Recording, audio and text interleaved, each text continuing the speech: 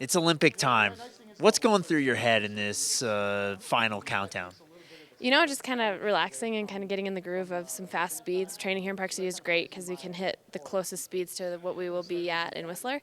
Really just kind of starting to get amped up and starting to get really excited thinking about everything. And it's starting to get to the point where newspapers every day will have something about the Olympics, or you see it on TV a lot. So it's getting down to it. Does that get you all excited? I mean, does that get you wound up when you start reading stories? Absolutely, yeah. I mean, just like, in the summer games in '08, just watching that, it's like, okay, is it time yet? It kind of just gets you in the Olympic mindset. And for sure, I was like, okay, now it's my turn. Well, you finished last season on about as high a note as an American luger could have. How did that set you up for this Olympic year?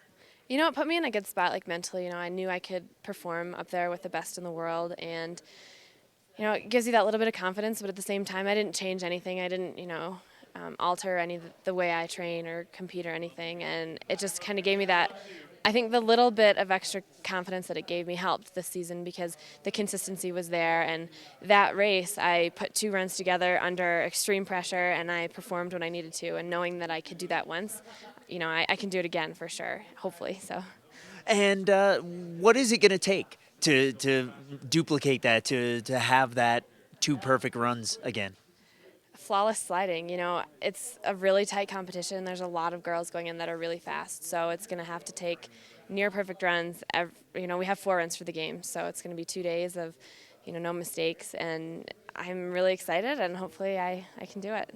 All right, you are the woman who broke the German juggernaut. Talk a little bit about the rest of the competition out there. Yeah, a lot of focus is put on the Germans because they have dominated for so long, but, competition doesn't just fall off after that. There's still a lot of girls, and there's a Canadian that's right up there who is a pretty big threat just because of the experience she has on the track.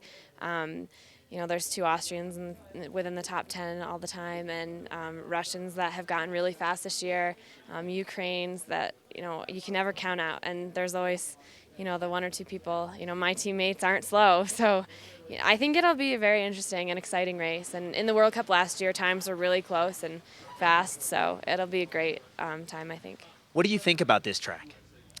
I love it. It's great. It's so much fun.